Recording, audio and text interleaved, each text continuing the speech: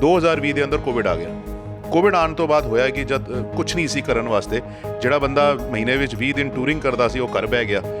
ਮੈਂ ਆਪਣਾ ਕੰਪਿਊਟਰ 'ਤੇ ਰਿਸਰਚ ਕਰਨੀ ਸ਼ੁਰੂ ਕੀਤੀ। ਸਾਰੀ ਦੁਨੀਆ ਦੇ ਚੈਂਬਰ ਆਫ ਕਾਮਰਸ ਹੈਗੇ ਨੇ, ਬਟ ਸਿੱਖਾਂ ਦਾ ਕੋਈ ਵੀ ਇਕੱਲਾ ਚੈਂਬਰ ਆਫ ਕਾਮਰਸ ਦੁਨੀਆ ਦੇ ਅੰਦਰ ਨਹੀਂ ਹੈ। ਜਦ ਵੀ ਕੋਈ ਮੀਟਿੰਗ ਦਾ ਖਰਚਾ ਹੈ, ਕੋਈ ਵੀ ਇੱਕ ਮੈਂਬਰ ਹੀ ਪੈਸੇ ਦੇ ਦਿੰਦਾ, ਕਿਉਂਕਿ ਸਾਡੇ ਸਿੱਖ ਸਮਾਜ ਵਾਲੇ ਬੜੇ ਹੀ ਦਲੇਰ ਨੇ। ਅੱਜ ਗੁਰੂ ਮਹਾਰਾਜ ਦੀ ਕਿਰਪਾ ਨਾਲ 5000 ਸਾਡੇ ਕੋਲ ਮੈਂਬਰਸ ਹੈਗੇ ਨੇ।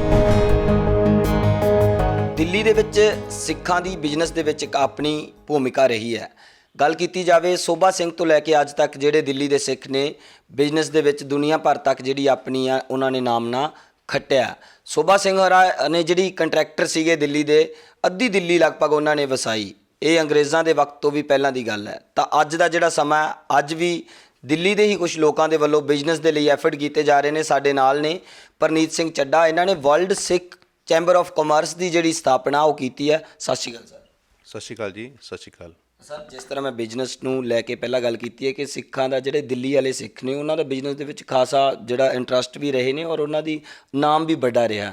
ਤਾਂ ਤੁਸੀਂ world Sikh chamber of commerce ਨੂੰ ਜਿਹੜਾ ਸਥਾਪਨਾ ਇਹਦੀ ਕਰਨ ਦਾ ਮਕਸਦ ਕੀ ਸੀ? ਇਸ ਤਰ੍ਹਾਂ ਦਿੱਲੀ ਵਾਲੇ ਦੇ ਅੰਦਰ ਖੂਨ ਦੇ ਅੰਦਰ ਹਮੇਸ਼ਾ ਤੋਂ ਬਿਜ਼ਨਸ ਰਿਹਾ ਹੈ, ਅਤੇ ਮੈਂ ਵੀ ਇੱਕ ਆਟੋ ਪਾਰਟਸ ਐਕਸਪੋਰਟਰ ਹੈਗਾ। 30 ਸਾਲ ਤੋਂ ਮੇਰਾ ਫੈਮਿਲੀ ਬਿਜ਼ਨਸ ਹੈ, ਮਤਲਬ 3rd ਜਨਰੇਸ਼ਨ ਮੈਂ ਆਟੋ ਪਾਰਟਸ ਐਕਸਪੋਰਟਰ ਹੈਗਾ। ਸੋ ਮੈਂ ਆਪਣੇ ਇੱਕ ਵਾਰ ਮੈਨੂੰ ਯਾਦ ਹੈ ਕਿ ਮੈਂ ਇੱਕ ਕੰਟਰੀ ਦੇ ਅੰਦਰ ਫਸ ਗਿਆ ਸੀ ਜਦ ਮੈਂ ਐਕਸਪੋਰਟ ਕਰਨ ਗਿਆ ਸੀ, ਅਤੇ ਮੈਨੂੰ ਮਦਦ ਵਾਸਤੇ ਕੋਈ ਆਪਣੇ ਭੈਣ ਭਰਾ ਦੀ ਲੋੜ ਸੀ ਕਿ ਕੋਈ ਮੈਨੂੰ ਉੱਥੋਂ ਬਾਹਰ ਕੱਢ ਲੇ। ਬਟ ਮੈਂ ਕਾਫੀ ਸਰਚ ਮਾਰਿਆ, ਜਿਵੇਂ ਮੈਂ ਦੇਖਿਆ ਕਿ Jain chamber of commerce, Agarwal chamber of commerce, Chinese chamber of commerce ਹੁੰਦੇ ਨੇ, ਮੈਨੂੰ ਸਿੱਖ ਚੈਂਬਰ ਆਫ ਕਾਮਰਸ ਕੋਈ ਨਜ਼ਰ ਨਹੀਂ ਆਇਆ।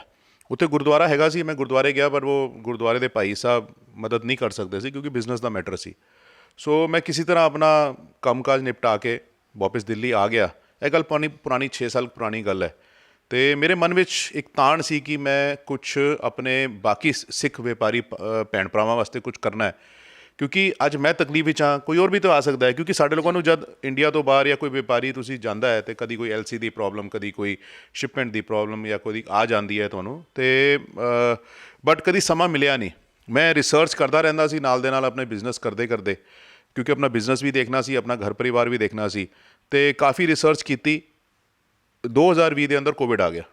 ਕੋਵਿਡ ਆਉਣ ਤੋਂ ਬਾਅਦ ਹੋਇਆ ਕਿ ਜਦ ਕੁਛ ਨਹੀਂ ਸੀ ਕਰਨ ਵਾਸਤੇ, ਜਿਹੜਾ ਬੰਦਾ ਮਹੀਨੇ ਵਿੱਚ 20 ਦਿਨ ਟੂਰਿੰਗ ਕਰਦਾ ਸੀ ਉਹ ਘਰ ਬਹਿ ਗਿਆ। ਮੈਂ ਆਪਣਾ ਕੰਪਿਊਟਰ 'ਤੇ ਰਿਸਰਚ ਕਰਨੀ ਸ਼ੁਰੂ ਕੀਤੀ, ਕਿਉਂਕਿ ਮੇਰੇ ਮਨ ਦਾ ਤਾਂਝ ਹੈਗੀ ਸੀ ਕਿ ਇਹ ਕਰਨਾ ਹੈ। ਅਤੇ ਤਾਂ ਦੇਖਿਆ ਕਿ ਸਾਰੀ ਦੁਨੀਆ ਦੇ ਚੈਂਬਰ ਆਫ ਕਾਮਰਸ ਹੈਗੇ ਨੇ, ਬਟ ਸਿੱਖਾਂ ਦਾ ਕੋਈ ਵੀ ਇਕੱਲਾ ਚੈਂਬਰ ਆਫ ਕਾਮਰਸ ਦੁਨੀਆ ਦੇ ਅੰਦਰ ਨਹੀਂ ਹੈ। ਸੋ ਉਸ ਟਾਈਮ ਸਥਾਪਨਾ ਹੋਈ world Sikh chamber of commerce ਦੀ, ਜਿਹੜੀ ਕਿ ਅਸੀਂ ਔਨਲਾਈਨ, ਔਤਰ ਸ਼ਹਿਰੀ ਜੀ ਸਾਡੇ ਵਾਈਸ ਪ੍ਰੈਜ਼ੀਡੈਂਟ ਹੈਗੇ ਨੇ, ਮੈਂ ਗਲੋਬਲ ਚੇਅਰਮੈਨ ਹੈਗਾ, ਅਤੇ ਅਸੀਂ 2020 ਦੀ ਲੋਕਡਾਊਨ ਦੇ ਇੱਕ ਹਫ਼ਤੇ ਬਾਅਦ ਇਸ ਚੈਂਬਰ ਆਫ ਕਾਮਰਸ ਦੀ ਰੂਪਰੇਖਾ ਬਣਾਉਣੀ ਸ਼ੁਰੂ ਕੀਤੀ। ਬੜੀ ਮਿਹਨਤ ਦੇ ਬਾਅਦ 1 ਮਹੀਨੇ ਦੇ ਅੰਦਰ ਇਹਦੀ ਇੱਕ ਰੂਪਰੇਖਾ ਬਣ ਕੇ ਆਈ। ਔਨਲਾਈਨ ਜ਼ੂਮ ਨਵਾਂ ਆਇਆ ਸੀ, ਜ਼ੂਮ 'ਤੇ ਅਸੀਂ ਮੀਟਿੰਗਸ ਕਰਨੀ ਸ਼ੁਰੂ ਕੀਤੀ, ਨੈੱਟਵਰਕਿੰਗ ਸੈਸ਼ਨ ਲੈਣੇ ਸ਼ੁਰੂ ਕੀਤੇ। ਅਸੀਂ ਇੱਕ ਕਰਕੇ ਸਿੱਖ ਵਪਾਰੀਆਂ ਨੂੰ ਜੋੜਨਾ ਸ਼ੁਰੂ ਕੀਤਾ। ਮੈਨੂੰ ਅੱਜ ਵੀ ਯਾਦ ਹੈ, ਪਹਿਲੀ ਮੀਟਿੰਗ ਦੇ ਅੰਦਰ ਸਾਡੇ ਕਰੀਬ 6 ਮੈਂਬਰ ਆਏ ਸੀ, ਦੂਜੀ ਮੀਟਿੰਗ ਦੇ ਅੰਦਰ 16 ਆਏ ਸੀ। ਆਸਤਾ ਉਹ ਮੈਂਬਰ ਕਈ 100 ਦੇ ਅੰਦਰ ਹੋਣੇ ਸ਼ੁਰੂ ਹੋ ਗਏ, ਜਿਹੜੇ ਕਿ ਵਪਾਰੀ ਪੂਰੇ ਵਰਲਡ ਤੋਂ ਆਉਂਦੇ ਸੀ। ਕੋਈ ਸਪੇਨ ਤੋਂ ਆਉਂਦਾ ਸੀ, ਕੋਈ ਮਲੇਸ਼ੀਆ ਤੋਂ ਆਉਂਦਾ ਸੀ, ਕਿਉਂਕਿ ਸਾਰੇ ਘਰ ਬੈਠੇ ਸੀ। ਸੋ ਇਸ ਤਰ੍ਹਾਂ world Sikh chamber of commerce ਦੀ ਇੱਕ ਹੋਂਦ ਬਣਦੀ ਗਈ। ਅੱਜ 3 ਸਾਲ ਦੇ ਬਾਅਦ ਜਦ ਸਭ ਕੁਝ ਖੁੱਲ੍ਹ ਗਿਆ ਹੈ, ਲਗਭਗ ਸਾਡੇ 25 ਚੈਪਟਰ ਨੇ ਜਿਹੜੇ ਇੰਡੀਪੈਂਡੈਂਟਲੀ ਕੰਮ ਕਰ ਰਹੇ ਨੇ। ਚੈਪਟਰ ਦਾ ਮਤਲਬ ਹੈ ਜਿਵੇਂ ਚੰਡੀਗੜ੍ਹ ਦਾ ਵੀ ਇੱਕ ਚੈਪਟਰ ਹੈ। ਅਸੀਂ ਚੰਡੀਗੜ੍ਹ ਆਪਣੇ ਪ੍ਰੈਜ਼ੀਡੈਂਟ ਸਰਦਾਰ ਜਗਜੀਤ ਸਿੰਘ ਜੀ ਦੇ ਆਫਿਸ ਬੈਠੇ ਹਾਂ, ਜਿੱਥੇ ਅਸੀਂ ਇਹ ਇੰਟਰਵਿਊ ਕੰਡਕਟ ਕਰ ਰਹੇ ਹਾਂ ਦਿੱਲੀ ਤੋਂ ਆ ਕੇ। ਇਹ ਵੀ ਸਾਡਾ ਆਪਣਾ ਘਰ ਹੈ। ਇਸੇ ਤਰ੍ਹਾਂ ਸਾਡਾ ਮੁੰਬਈ ਚੈਪਟਰ ਹੈ, ਇੰਦੌਰ ਚੈਪਟਰ ਹੈ, ਮਲੇਸ਼ੀਆ ਚੈਪਟਰ ਹੈ, ਥਾਈਲੈਂਡ ਚੈਪਟਰ ਹੈ, ਕੈਨੇਡਾ ਸਾਡਾ ਟੋਰੰਟੋ ਖੁੱਲ੍ਹ ਰਿਹਾ ਹੈ, ਵੈਂਕੂਵਰ ਸਾਡਾ ਚੈਪਟਰ ਹੈ। ਸੋ ਇਹ ਸਾਰੇ ਚੈਪਟਰ ਜਿਹੜੇ ਉੱਥੇ ਦੀ ਬੋਡੀ ਹੈ, ਉੱਥੇ ਦੀ ਟੀਮ ਹੈ, ਆਪਣੇ ਆਪ ਵਰਕਿੰਗ ਕਰਦੇ ਆ। ਉਹਨਾਂ ਨੂੰ ਅਸੀਂ ਸਿਸਟਮ ਪ੍ਰੋਵਾਈਡ ਕਰਦੇ ਹਾਂ। ਪਹਿਲੀ ਗੱਲ, ਅਸੀਂ ਕੋਈ ਪੈਸੇ ਚਾਰਜ ਨਹੀਂ ਕਰਦੇ, ਨਾ ਅਸੀਂ ਚਾਰਜ ਕਰਦੇ ਹਾਂ, ਨਾ ਸਾਡਾ ਕੋਈ ਮੈਂਬਰ ਚਾਰਜ ਕਰਦਾ। ਜੋ ਵੀ ਉਸ ਮੀਟਿੰਗ ਦਾ ਖਰਚਾ ਹੁੰਦਾ ਹੈ, ਉਹ ਸਾਰੇ ਉਸ ਦਿਨ ਜਿਹੜੇ ਭੈਣ ਭਰਾ ਬੈਠਦੇ ਨੇ ਉਹ ਆਪਸ ਵਿੱਚ ਸ਼ੇਅਰ ਕਰ ਲੈਣੇ ਨੇ। ਔਰ ਹੁੰਦਾ ਕੀ ਹੈ, ਮਜ਼ੇ ਦੀ ਗੱਲ ਦੇਖੋ, ਜਦ ਵੀ ਕੋਈ ਮੀਟਿੰਗ ਦਾ ਖਰਚਾ ਹੈ, ਕੋਈ ਵੀ ਇੱਕ ਮੈਂਬਰ ਹੀ ਪੈਸੇ ਦੇ ਦਿੰਦਾ, ਕਿਉਂਕਿ ਸਾਡੇ ਸਿੱਖ ਸਮਾਜ ਵਾਲੇ ਬੜੇ ਹੀ ਦਲੇਰ ਨੇ।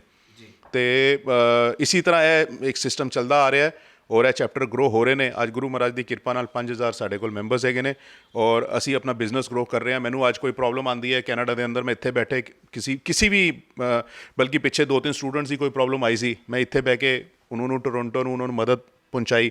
ਉਹਨਾਂ ਨੂੰ ਰਹਿਣ ਵਾਸਤੇ ਜਗ੍ਹਾ ਦਿਲਵਾਈ। ਇਸੇ ਤਰ੍ਹਾਂ ਵੈਂਕੂਵਰ, ਮਲੇਸ਼ੀਆ, ਕੋਈ ਨਾ ਕੋਈ ਅਗਰ ਕਿਸੇ ਰੱਬ ਨਾ ਕਰੇ ਕਿਸੇ ਦੀ ਕੋਈ ਪ੍ਰੋਬਲਮ ਆਉਂਦੀ ਹੈ ਤੇ ਅੱਜ ਸਿੱਖ ਸਮਾਜ ਆਪਣੇ ਭੈਣ ਭਰਾਵਾਂ ਦਾ ਹੱਥ ਬਣ ਕੇ ਉਹਨਾਂ ਨੂੰ ਸਪੋਰਟ ਕਰ ਸਕਦਾ ਹੈ। ਜੀ ਤਾਂ ਜਿਹੜੇ ਗਲੋਬਲ ਆਰਗੇਨਾਈਜੇਸ਼ਨ ਹੈ ਜਿਸ ਤਰ੍ਹਾਂ ਇਹਨਾਂ ਨੇ ਗੱਲ ਕੀਤੀ ਹੈ, ਮੇਰੇ ਲੈਫਟ ਹੈਂਡ ਜਿਹੜੇ ਇਸ ਸੰਸਥਾ ਦੇ ਵਾਈਸ ਪ੍ਰੈਜ਼ੀਡੈਂਟ ਉਹ ਵੀ ਨੇ ਔਥਰ ਸ਼ੈਰੀ ਸਰ, ਇਹਦੇ ਵਿੱਚ ਜਿਹੜੇ ਪੇਂਡੂ ਲੋਕ ਨੇ ਪੰਜਾਬ ਦੇ ਜਾਂ ਜਿਹੜੀ ਮਾਈਗ੍ਰੇਸ਼ਨ ਹੋ ਰਹੀ ਹੈ ਪੰਜਾਬ ਤੋਂ ਜਿਹੜਾ ਯੂਥ ਹੈ, ਕੀ ਸੰਭਾਵਨਾਵਾਂ ਨੇ? ਤੁਸੀਂ ਕਹਿੰਦੇ ਹੋ ਕਿ ਅਸੀਂ ਬਿਜ਼ਨਸ ਸਿਖਾਉਂਦੇ ਵੀ ਹਾਂ, ਤਾਂ ਕਿਵੇਂ ਬਿਜ਼ਨਸ ਸਿਖਾਉਂਦੇ ਹੋ ਜੀ?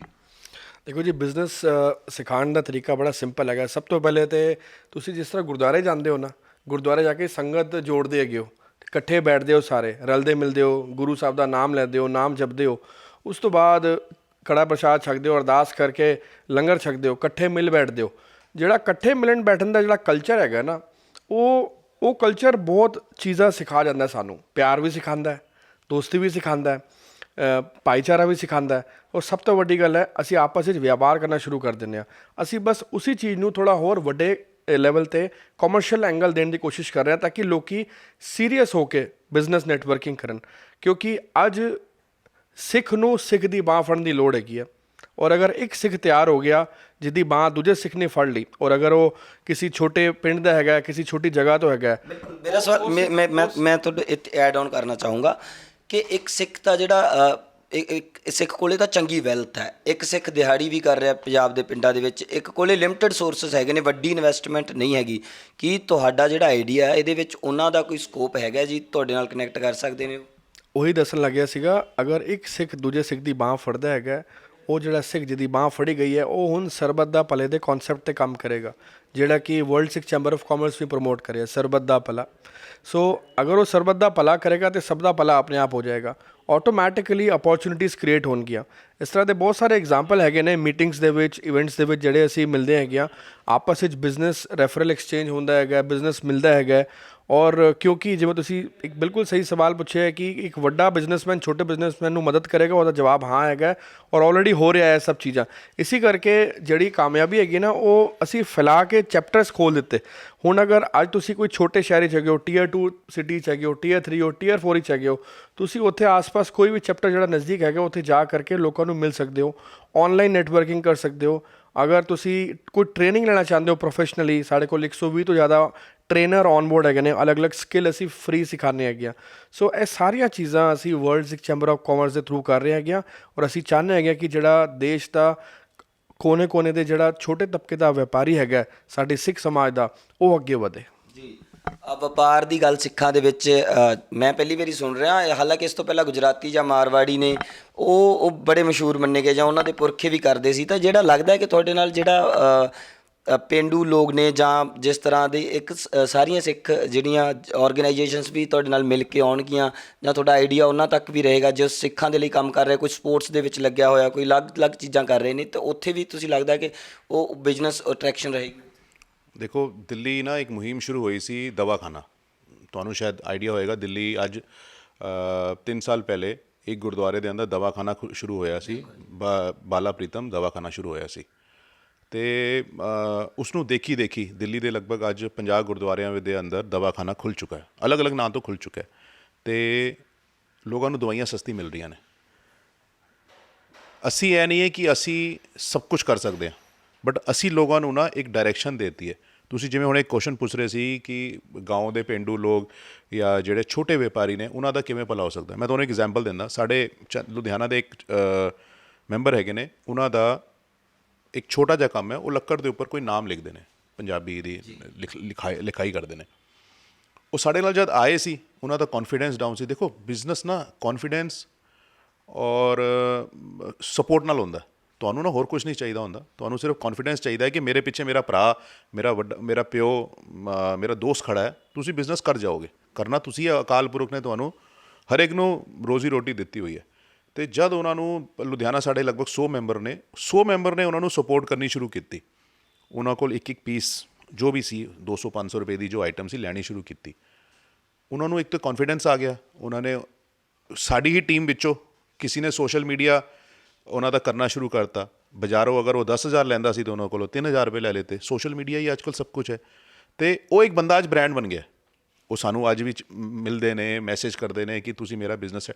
ਅਸੀਂ ਕੌਣ ਹੁੰਦੇ ਬਿਜ਼ਨਸ ਸੈੱਟ ਕਰਨ ਵਾਲੇ? ਮੈਂ ਉਹਨਾਂ ਤੋਂ ਅੱਜ ਤੱਕ ਮਿਲਿਆ ਵੀ ਨਹੀਂ। ਲੋਕਲ ਚੈਪਟਰ ਵਾਲੇ ਬੰਦੇ ਸੀ, ਲੋਕਲ ਹੀ ਮੈਂਬਰ ਸੀ। ਉਹਨਾਂ ਨੇ ਕੀ ਕੀਤਾ, ਕਿਉਂਕਿ ਸਿੱਖ ਨੂੰ ਸਪੋਰਟ ਜ਼ਰੂਰ ਕਰਦਾ ਹੈ, ਰਸਤਾ ਦੇ ਦਿੱਤਾ। ਰਸਤਾ ਦੇ ਤਾਂ ਇੱਕ ਬੰਦੇ ਨੂੰ ਨਾ, ਦੇਖੋ ਤੁਸੀਂ ਕਿਸੇ ਨੂੰ ਚੱਲਣਾ ਸਿਖਾਤਾ ਨਾ, ਬਾਕੀ ਉਹ ਆਪਣਾ ਕੰਮ ਕਰ ਲੇਗਾ। ਕਿਉਂਕਿ ਅੱਜ ਦੇ ਸਮਾਂ ਜਦ 47 ਦੇ ਅੰਦਰ ਸਾਰੇ ਅਸੀਂ ਪਾਕਿਸਤਾਨ ਤੋਂ ਆਏ ਸੀ, ਕੋਈ ਸਾਡੇ ਕੋਲ ਨਾ ਤੇ ਪੈਸਾ ਸੀ, ਨਾ ਕੋਈ ਕੁਛ ਸੀ, ਨਾ ਘਰ-ਬਾਰ ਸੀ। ਸਾਰੇ ਪੰਜਾਬੀ ਸਿੱਖ ਉੱਥੋਂ ਹੀ ਆਏ। ਬਟ ਹੋਇਆ ਕਿ ਅਸੀਂ ਸਾਰੇ ਇੱਕ ਦੂਜੇ ਦੀ ਬਾਂਹ ਬਣ ਗਏ। ਅਸੀਂ ਕਿਹਾ ਜੀ ਚੱਲ ਤੂੰ ਬਿਸਕਿਟ ਬਣਾ ਲੈ, ਤੂੰ ਟਾਇਰ ਦੀ ਫੈਕਟਰੀ ਲਗਾ ਲੈ, ਤੂੰ ਸੀਮੈਂਟ ਦਾ ਕੰਮ ਕਰ ਲੈ, ਤੂੰ ਮੋਟਰ ਪਾਰਟ ਕਰ ਲੈ। ਸੋ ਸਾਰੇ ਵਪਾਰੀ ਬਣ ਗਏ। ਅਸੀਂ ਉਹੀ ਕਰਨ ਜਾ ਰਹੇ ਹਾਂ। ਅਸੀਂ ਦੇਖੋ ਨਾ, ਮੈਂ ਤੁਹਾਨੂੰ ਕੀ ਦੱਸਿਆ, ਨਾ ਅਸੀਂ ਕਿਸੇ ਕੋਲ ਪੈਸੇ ਲੈ ਰਹੇ ਹਾਂ।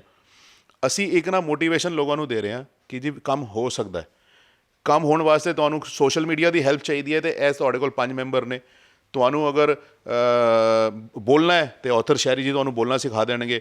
ਅੱਜ ਦੀ ਡੇਟ ਵਿੱਚ ਤੁਸੀਂ ਘਰ ਬੈਠੇ ਬੈਠੇ ਇਸ ਤਰ੍ਹਾਂ ਦੇ 20 ਤਰ੍ਹਾਂ ਦੇ ਕੰਮ ਨੇ ਜਿਹੜੇ ਤੁਸੀਂ ਆਪਣੇ ਘਰ ਬਹਿ ਕੇ ਕਰਦੇ ਹੋ, ਜਿਹਦੇ ਵਿੱਚ ਸੋਸ਼ਲ ਮੀਡੀਆ ਹੈ, ਦੁਨੀਆ ਜਹਾਨ ਦੀ ਟ੍ਰੇਨਿੰਗ ਹੈ। ਤੁਸੀਂ ਅੱਜ ਪੰਜਾਬੀ ਪੜ੍ਹਾਉਂਦੇ ਹੋ ਕੈਨੇਡਾ ਦੇ ਲੋਕਾਂ ਨੂੰ, ਪਤਾ ਕਿੰਨਾ ਕੰਮ ਹੈ। ਸਾਡੀ ਇੱਕ ਭੈਣ ਹੈਗੀ ਜੋ ਲੋਕਾਂ ਨੂੰ ਪੰਜਾਬੀ ਪੜ੍ਹਾਉਂਦੀ ਹੈ ਕੈਨੇਡਾ, ਉਹ ਬੜੇ ਅੱਛੇ ਪੈਸੇ ਕਮਾ ਰਹੀ ਹੈ। ਆਇਲਸ ਪੜ੍ਹਾਉਂਦੀ ਹੈ, ਉਹ ਪੈਸੇ ਕਮਾ ਰਹੀ। So there are a lot of things ਜਿਹੜੀ ਤੁਸੀਂ ਘਰ ਬਹਿ ਕੇ ਕਰ ਸਕਦੇ ਹੋ। ਅਸੀਂ ਵੀ ਜਰੀਆ ਨਹੀਂ ਦੇ ਰਹੇ, ਕਿਉਂਕਿ ਹੁਣ ਇੱਕ ਮੁਹਿੰਮ ਬਣ ਚੁੱਕੀ ਹੈ, ਮੂਵਮੈਂਟ ਬਣ ਚੁੱਕੀ ਹੈ। ਗਰੁੱਪ ਦੇ ਅੰਦਰ ਇੰਨਾ ਸਭ ਕੁਝ ਚੱਲਦਾ ਰਹਿੰਦਾ ਹੈ ਕਿ ਜਿਹੜਾ ਬੰਦਾ ਤੁਹਾਡੇ ਨਾਲ ਜੁੜ ਜਾਏਗਾ ਨਾ, ਉਹਦਾ ਅੱਜ ਨਹੀਂ ਤੇ ਕੱਲ ਭਲਾ ਹੋ ਜਾਏਗਾ। ਜੀ ਸਰ, ਜਿਸ ਤਰ੍ਹਾਂ ਤੁਹਾਡੇ ਨਾਮ ਵੀ ਆਥਰ ਤੋਂ ਸ਼ੁਰੂ ਹੁੰਦਾ ਹੈ, ਤੁਹਾਡਾ ਜ਼ਰੂਰ ਦਰਸ਼ਕਾਂ ਨੂੰ ਦੱਸੋ। ਹਾਂਜੀ, ਮੈਂ ਆਥਰ ਸ਼ਹਿਰੀ ਨਾਂ ਇਸ ਕਰਕੇ ਯੂਜ਼ ਕਰਦਾ ਕਿਉਂਕਿ 10 ਕਿਤਾਬਾਂ ਲਿਖ ਚੁੱਕੀਆਂ। ਅਤੇ ਮੈਂ ਕਿਹੋ ਜੀ ਫੈਮਿਲੀ ਨਾਲ ਹੁਣ ਮੇਰਾ ਰੱਬ ਨੇ ਕਹਿ ਲਓ ਕਿ ਜਨਮ ਦਿੱਤਾ ਹੈ ਕਿ ਮੇਰੇ ਫਾਦਰ ਸਾਹਿਬ ਆਥਰ ਹੈਗੇ ਨੇ, ਹੁਣ ਇਸ ਦੁਨੀਆ 'ਚ ਨਹੀਂ ਹੈਗੇ। ਮੇਰੀ ਡਾਟਰ 8 ਸਾਲ ਦੀ ਉਮਰ 'ਚ ਉਹਨੇ ਕਿਤਾਬ ਲਿਖੀ ਹੈ, ਅਤੇ ਮੇਰੀ ਵਾਈਫ ਵੀ ਆਥਰ ਹੈਗੀ ਹੈ। ਸੋ ਇਹ 3 ਜਨਰੇਸ਼ਨ ਆਫ ਆਥਰਸ ਹੈਗੀ ਹੈ। ਸੋ ਮੈਂ ਤਾਂ ਇੱਕੋ ਚੀਜ਼ ਬੋਲਣਾ ਹਮੇਸ਼ਾ ਸਾਰਿਆਂ ਨੂੰ, ਔਰ ਮੈਂ ਤੁਹਾਨੂੰ ਸਾਰਿਆਂ ਨੂੰ ਵੀ ਬੋਲਣਾ ਚਾਹਾਂ ਕਿ मंजिलें उन्हें मिलती हैं जिनके सपनों में जान होती है, पंखों से कुछ नहीं होता, हौसलों से उड़ान होती है। हौसला रखोगे ਜ਼ਿੰਦਗੀ ਵਿੱਚ ਸਭ ਕੁਝ ਮਿਲੇਗਾ। ਸਾਡੀ world Sikh chamber of commerce ਦੀ ਜਿਹੜੀ ਹੁਣ ਇੱਕ ਅਸੀਂ ਨਾਨ ਪ੍ਰੋਫਿਟ ਆਰਗੇਨਾਈਜੇਸ਼ਨ ਤਿਆਰ ਕੀਤੀ ਹੈ, ਮੈਂ ਤਾਂ ਕਹਾਂਗਾ ਕਿ it's not an organisation any more, it's a movement. Doctor Parmeet Singh Chadda ji ਨੇ ਜਿਵੇਂ ਸਟਾਰਟ ਕੀਤਾ ਸੀ, ਇਸ ਜਿੰਨੇ ਵੀ ਅਸੀਂ ਯੂਨਿਟ ਕ੍ਰੀਏਟ ਕਰ ਰਹੇ ਹਾਂ, ਅੱਜ ਯੂਥ ਵਾਸਤੇ ਯੂਨਿਟ ਹੈ, ਸਟਾਰਟਅਪਸ ਵਾਸਤੇ ਯੂਨਿਟ ਹੈ, ਇੰਡਸਟਰੀਅਲ ਟ੍ਰੇਡ ਵਾਸਤੇ ਯੂਨਿਟ ਹੈ, ਜਿੰਨੇ ਵੱਖਰੇ ਮੈਨੂਫੈਕਚਰਰ, ਟ੍ਰੇਡਰ, ਐਕਸਪੋਰਟਰ ਹੈਗੇ ਉਹਨਾਂ ਵਾਸਤੇ ਯੂਨਿਟ ਹੈ। ਸੋ ਅਸੀਂ ਰੀਅਲ ਐਸਟੇਟ ਦਾ ਯੂਨਿਟ ਹੈ, ਲੀਗਲ ਸੈੱਲ ਦਾ ਯੂਨਿਟ ਹੈ। ਸਾਰੇ ਟਰਬਨ 6 ਇਕੱਠੇ ਹੋ ਗਏ ਨੇ। ਹੁਣ ਵਕਤ ਆ ਗਿਆ, ਤੁਸੀਂ ਵੀ ਸਾਡੇ ਨਾਲ ਜੁੜ ਜਾਓ। ਜੀ ਸਰ, ਆਉਣ ਵਾਲੇ ਦਿਨਾਂ ਦੇ ਵਿੱਚ ਕੀ ਤੁਹਾਡੀ ਐਕਟੀਵਿਟੀਜ਼ ਨੇ ਜੇ ਤੁਸੀਂ ਦੱਸਣਾ ਚਾਹੁੰਦੇ ਹੋ ਦਰਸ਼ਕਾਂ ਨੂੰ? ਸਾਡੀ ਬਹੁਤ ਸਾਰੀ ਐਕਟੀਵਿਟੀਜ਼ ਚੱਲ ਰਹੀਆਂ ਨੇ। ਸਭ ਤੋਂ ਪਹਿਲੇ ਤਾਂ ਸਾਡਾ 26 ਫਰਵਰੀ ਨੂੰ ਦਿੱਲੀ ਦੇ ਅੰਦਰ ਲੀ ਮੈਰੀਡੀਅਨ ਹੋਟਲ ਦੇ ਅੰਦਰ ਅਸੀਂ ਇੱਕ global Sikh ਆਥਰਸ and business award ਕਰਨ ਜਾ ਰਹੇ ਹਾਂ, ਜਿਹਦੇ ਅੰਦਰ ਸਭ ਤੋਂ ਪਹਿਲੇ ਅਸੀਂ 22 ਆਥਰਸ ਜਿਹੜੇ ਕਿ ਅੱਜ ਤੱਕ ਜਿਨ੍ਹਾਂ ਨੇ ਕਿਤਾਬ ਨਹੀਂ ਲਿਖੀ, ਉਹਨਾਂ ਨੂੰ ਅਸੀਂ ਟ੍ਰੇਨ ਕਰਕੇ, ਮੋਟੀਵੇਟ ਕਰਕੇ ਇੱਕ ਸਟੇਜ 'ਤੇ ਲੈ ਕੇ ਆ ਰਹੇ ਹਾਂ, ਔਰ ਉਹਨਾਂ ਦੀ ਇੱਕ ਮਿਲੀ ਜੁਲੀ ਕਿਤਾਬ ਬਣਾ ਰਹੇ ਹਾਂ ਜਿਹਨੂੰ ਐਂਥੋਲੋਜੀ ਬੋਲਦੇ ਨੇ। ਔਰ ਇਹ ਸਾਡੇ ਸਿੱਖ ਸਮਾਜ ਦਾ ਬਹੁਤ ਵੱਡਾ ਅਕੰਪਲਿਸ਼ਮੈਂਟ ਹੈ। ਅਸੀਂ ਇੱਕ ਟਾਰਗੇਟ ਬਣਾਇਆ ਹੋਇਆ ਹੈ ਕਿ 2023 ਦੇ ਅੰਦਰ ਅਸੀਂ ਘੱਟੋ ਘੱਟ 200 ਆਥਰ ਬਣਾਉਣਾ ਹੈ। ਮਤਲਬ 200 ਆਥਰ ਜਿਹੜੇ ਕਿ ਜਿਨ੍ਹਾਂ ਨੇ ਅੱਜ ਤੱਕ ਕਦੀ ਕਿਤਾਬ ਨਹੀਂ ਲਿਖੀ, ਜਾਂ ਦੇਖੋ ਹਰ ਇਨਸਾਨ ਦੀ ਇੱਕ ਸਟੋਰੀ ਹੈ, ਮੇਰੀ ਵੀ ਸਟੋਰੀ ਹੈ, ਤੁਹਾਡੀ ਵੀ ਸਟੋਰੀ ਹੈ, ਭਾਈ ਸਾਹਿਬ ਦੀ ਵੀ ਸਟੋਰੀ ਹੈ। ਉਸ ਸਟੋਰੀ ਨੂੰ ਬਾਹਰ ਕੌਣ ਕੱਢੇਗਾ? ਉਹ ਮੁਹਿੰਮ ਅਸੀਂ ਚੁੱਕਿਆ ਹੋਇਆ ਕਿ ਅਸੀਂ 200 ਆਥਰ ਬਣਾਉਣੇ ਨੇ। ਨਾਲ ਦੇ ਨਾਲ ਜਿਹੜੇ ਅਸੀਂ ਲਗਭਗ 40 ਸਿੱਖ CEO ਪੂਰੇ ਇੰਡੀਆ ਤੋਂ ਸਿਲੈਕਟ ਕੀਤੇ ਨੇ, ਜਿਨ੍ਹਾਂ ਨੇ ਕੁਝ ਅੱਛਾ ਕੰਮ ਕੀਤਾ ਹੈ, ਜਿਨ੍ਹਾਂ ਨੇ ਕੋਈ ਜਿਵੇਂ ਸਾਡੇ ਨਾਲ 2 ਸ਼ਾਰਕ ਟੈਂਕ ਸਾਰੀ ਦੁਨੀਆ ਹੀ ਅੱਜ ਦੇਖਦੀ ਹੈ। ਸ਼ਾਰਕ ਟੈਂਕ ਦੇ ਅੰਦਰ ਹੁਣੇ ਤੱਕ 3 ਜਾਂ 4 ਸਿੱਖ ਆ ਚੁੱਕੇ ਨੇ ਜਿਨ੍ਹਾਂ ਨੇ ਆਪਣਾ ਬਿਜ਼ਨਸ ਪਿਚ ਕੀਤਾ ਹੈ, ਔਰ ਉਹਨਾਂ ਨੂੰ ਅੱਜ ਫੰਡਿੰਗ ਮਿਲੀ ਹੈ। ਅਸੀਂ ਉਹਨਾਂ ਨੂੰ ਵੀ ਔਨਬੋਰਡ ਕੀਤਾ ਹੈ, ਉਹਨਾਂ ਨੂੰ ਅਸੀਂ ਸਨਮਾਨਿਤ ਕਰ ਰਹੇ ਹਾਂ। ਕਿਉਂਕਿ ਦੇਖੋ ਇਹ ਯੂਥ ਜਦ ਤੱਕ ਪ੍ਰੇਰਣਾ ਨਹੀਂ ਬਣੇਗਾ ਕਿ ਇੱਥੇ ਵੀ ਕੰਮ ਹੋ ਸਕਦਾ ਹੈ, ਨਹੀਂ ਤਾਂ ਫਿਰ ਕੀ ਹੋਏਗਾ? ਪੰਜਾਬ ਖਾਲੀ ਹੋਏਗਾ, ਕੈਨੇਡਾ ਭਰੇਗਾ। ਸਾਡਾ ਦੇਖੋ ਇਹੀ ਦਰਦ ਹੈ। ਦਿੱਲੀ ਵਾਲਿਆਂ ਦੇਖੋ ਬਹੁਤ ਦਰਦ ਹੈ ਕਿ ਪੰਜਾਬ ਦੇ ਜਿਹੜੇ ਯੂਥ ਬਾਹਰ ਜਾ ਰਹੇ, ਉਹ ਇੱਥੇ ਪੰਜਾਬ ਹੀ ਕਾਰੋਬਾਰ ਕਰੇ, ਪੰਜਾਬ ਨੂੰ ਦੁਬਾਰਾ ਤੋਂ ਉਸ ਪੰਜਾਬ ਦੀ ਮਿੱਟੀ ਨੂੰ ਕਰੇ ਜਿਹੜੀ ਕਿ ਪੰਜਾਬ, ਲੁਧਿਆਣਾ, ਜਲੰਧਰ ਦੀ ਜਿਹੜੀ ਇੰਡਸਟਰੀ ਚੱਲਿਆ ਕਰਦੀ ਸੀ, ਫਗਵਾੜੇ ਦੀ ਇੰਡਸਟਰੀ ਜਿਹੜੀ ਚਲੀ ਜਾਂਦੀ ਸੀ, ਉਹਨਾਂ ਨੂੰ ਦੁਬਾਰਾ ਤੋਂ ਇੰਡਸਟਰੀ ਨੂੰ ਦੁਬਾਰਾ ਤੋਂ ਗਰੋ ਕਰੇ। ਦੁਨੀਆ ਜਹਾਨ ਦੇ ਕੰਮ ਨੇ, ਤੁਸੀਂ ਸਾਡੇ ਨਾਲ ਜੁੜੋ। ਤੁਹਾਨੂੰ ਨਈ ਟੈਕਨੋਲੋਜੀ ਬਾਰੇ, ਨਈ ਸਰਵਿਸਿਜ਼ ਬਾਰੇ ਪਤਾ ਲੱਗੇਗਾ ਕਿ ਕੀ ਕਰ ਸਕਦੇ ਹੋ। ਤੁਸੀਂ ਆਪਣੇ ਘਰ, ਆਪਣੇ ਪਿੰਡ ਬਹਿ ਕੇ ਵੀ ਤੁਸੀਂ ਕੰਮ ਕਰ ਸਕਦੇ ਹੋ। ਜਿਵੇਂ ਕਿ ਸਾਡੀ ਉਹ ਭੈਣ ਹੈ ਮਨਦੀਪ ਟਾਂਗਰਾ, ਉਹ ਆਪਣੇ ਘਰ ਬਹਿ ਕੇ ਇੰਨਾ ਵੱਡਾ ਕੰਮ ਕਰ ਰਹੀ ਹੈ। ਉਹ ਮਤਲਬ ਸਾਡੇ ਸਿੱਖ ਸਮਾਜ ਦੀ ਇੱਕ ਇੰਨੀ ਮਿਸਾਲ ਹੈ, ਅਤੇ ਅਸੀਂ ਚਾਹਾਂਗੇ ਤੁਸੀਂ ਵੀ ਮਿਸਾਲ ਬਣੋ ਔਰ ਆਪਣੇ ਪੰਜਾਬ ਨੂੰ ਦੁਬਾਰਾ ਤੋਂ ਹਰਾ ਭਰਾ ਰੰਗਲਾ ਪੰਜਾਬ ਬਣਾਓ। ਬਿਲਕੁਲ ਜੀ। ਤਾਂ ਲੈਫਟ ਤੇ ਰਾਈਟ ਤੇ ਜਿਹੜੇ ਪ੍ਰੈਜ਼ੀਡੈਂਟ ਨੇ ਤੇ ਵਾਈਸ ਪ੍ਰੈਜ਼ੀਡੈਂਟ ਬੈਠੇ, ਇਹਨਾਂ ਦੀ ਗੱਲਬਾਤ ਤੁਸੀਂ ਸੁਣੀ ਹੈ ਔਰ ਇਹਨਾਂ ਦਾ ਉਦੇਸ਼ ਹੈ ਕਿ ਬਿਨਾਂ ਪੈਸੇ ਤੋਂ ਜਿਹੜੇ ਲੋਕ ਕੁਝ ਕਰਨਾ ਚਾਹੁੰਦੇ ਨੇ ਉਹਨਾਂ ਨੂੰ ਇੱਕ ਆਈਡੀਆ ਦਈਏ ਤੇ ਇੱਕ ਰਸਤਾ ਪ੍ਰੋਵਾਈਡ ਕਰਾਈਏ ਤਾਂ ਕਿ ਉਹ ਕੁਝ ਕਰ ਸਕਣ, ਅੱਗੇ ਵੱਧ ਸਕਣ। ਵੱਡੀ ਗੱਲ ਇਹ ਹੈ ਕਿ ਇਹ ਕੋਈ ਨੈਟਵਰਕ ਕੰਪਨੀ ਨਹੀਂ ਹੈ, ਮੈਂ ਇਹਨਾਂ ਨਾਲ ਪਹਿਲਾਂ ਵੀ ਇਹ ਚਰਚਾ ਕੀਤੀ ਹੈ, 1 ਰੁਪਏ ਦੀ ਵੀ ਜਿਹੜੀ ਇਨਵੈਸਟਮੈਂਟ ਹੈ ਉਹ ਨਹੀਂ ਹੈ। ਤਾਂ ਆਖਰ ਦੇ ਵਿੱਚ ਤੁਸੀਂ ਕੁਝ ਕਹਿਣਾ ਚਾਹੁੰਦੇ ਹੋ ਜੀ, ਲੋਕ ਕਿਸ ਤਰ੍ਹਾਂ ਤੁਹਾਡੇ ਨਾਲ ਕਨੈਕਟ ਕਰਨ? ਤਾਂ ਜ਼ਰੂਰ। ਸਾਡਾ ਇੱਕ ਨੰਬਰ ਹੈ 9811006008, ਇਹ ਇੰਡੀਆ ਦਾ ਨੰਬਰ ਹੈ। ਤੁਸੀਂ ਇਸ 'ਤੇ ਇਸ ਨੂੰ ਸੇਵ ਕਰਕੇ WhatsApp 'ਤੇ ਜੁਆਇਨ ਲਿਖ ਕੇ ਭੇਜੋ, ਤੁਹਾਨੂੰ ਇੱਕ ਗੂਗਲ ਫਾਰਮ ਆਏਗਾ, ਗੂਗਲ ਫਾਰਮ ਭਰੋਗੇ ਅਤੇ ਤੁਹਾਡੀ ਵੈਰੀਫਿਕੇਸ਼ਨ ਹੋ ਕੇ ਤੁਹਾਨੂੰ ਜੁਆਇਨ ਕੀਤਾ ਜਾਏਗਾ। ਜਿਹੜਾ ਵੀ ਵਰਲਡ ਦਾ ਕੋਈ ਵੀ ਕਿਸੇ ਵੀ ਕੰਟਰੀ ਦੇ ਅੰਦਰ ਸਿੱਖ ਬੈਠਾ ਹੈ, ਉਹ ਇਹ WhatsApp 'ਤੇ ਸਾਡੇ ਨਾਲ ਕਨੈਕਟ ਕਰਕੇ ਸਾਡੀ ਟੀਮ ਨਾਲ ਜੁੜ ਕੇ ਇਸ ਦਾ ਮੈਂਬਰ ਬਣ ਸਕਦਾ ਹੈ। ਔਰ ਜਦ ਤੁਸੀਂ ਜੁੜ ਜਾਓਗੇ ਨਾ ਤੇ ਤੁਹਾਨੂੰ ਆਪਣੇ ਆਪ ਪਤਾ ਲੱਗ ਜਾਏਗਾ ਕਿ ਕਿਵੇਂ ਇੱਕ ਤੁਸੀਂ ਮੂਵਮੈਂਟ ਦਾ ਪਾਰਟ ਬਣ ਗਏ ਹੋ ਔਰ ਤੁਸੀਂ ਗਰੋ ਕਰੋਗੇ। ਔਰ ਮੈਂ ਆਖਰੀ ਵਿੱਚ ਇੱਕੋ ਹੀ ਮੈਸੇਜ ਦੇਣਾ ਚਾਹਾਂਗਾ, ਯੋਰ ਨੈਟਵਰਕ ਇਜ਼ ਯੋਰ ਨੈਟਵਰਥ। ਤੁਸੀਂ ਜੋ ਅਗਰ ਨੈਟਵਰਕ ਜਿੰਨਾ ਸਟਰੋਂਗ ਹੋਏਗਾ ਨਾ, ਤੁਹਾਡੀ ਉਨੀ ਹੀ ਨੈਟਵਰਥ ਹੋਏਗੀ। ਤੋ ਇਸ ਲਈ ਤੁਸੀਂ ਸਾਡੇ ਨਾਲ ਜੁੜੋ ਔਰ ਗਰੋ ਕਰੋ।